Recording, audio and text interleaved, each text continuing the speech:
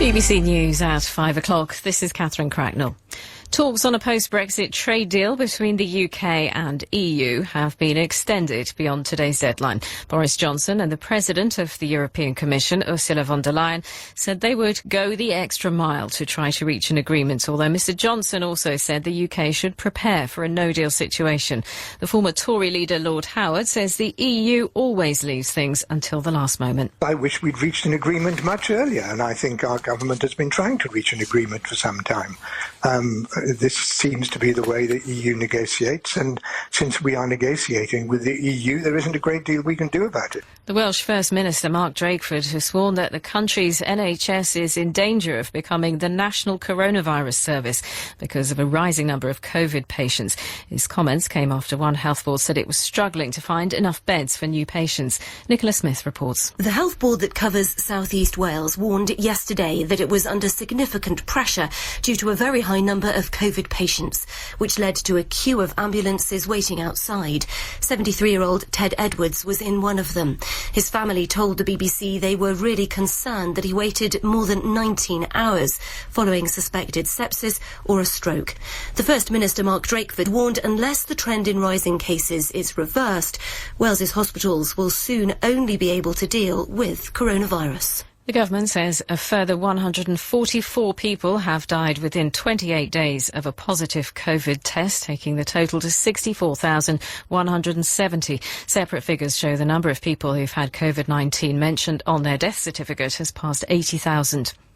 The first American shipment of Pfizer's new COVID vaccine have left a factory in Michigan, escorted by security officers in body armour. The official in charge of the US vaccination programme hopes that 100 million people, or a third of the population, will receive the jab by the end of March.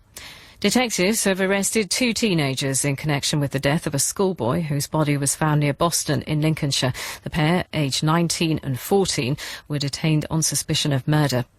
Football, and in the Premier League, Crystal Palace and Spurs drew 1-1. Sheffield United's nightmare seasons continued after they suffered a 3-0 loss to Southampton.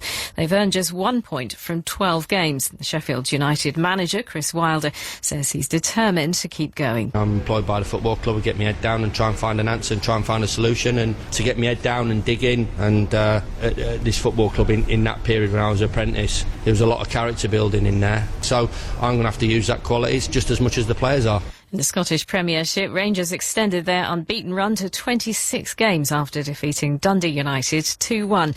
Celtic beat Kilmarnock 2-0. And the weather, cloudy and windy this evening and tonight with rain in north-east Scotland. Any clear spells will be in central and southern England. Temperatures overnight of between 9 and 11 Celsius. That's the BBC News at 5:03. BBC Radio 2.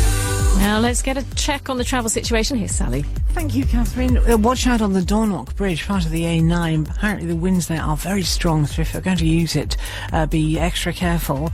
Now, of course, the M4 has been closed all weekend and remains so between junctions 5 and 6, Slough and Langley, for those roadworks. It does reopen at around 6 o'clock tomorrow morning, so from there it will be back to normal for now.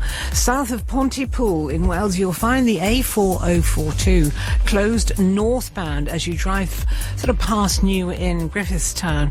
It's completely shut, so there are queues in the area following an accident.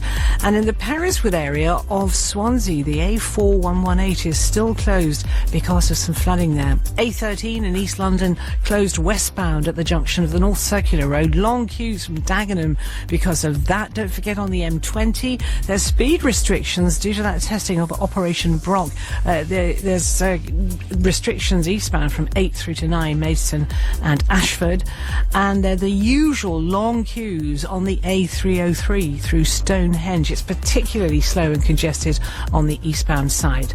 That's it for now. There's more travel news to come in an hour.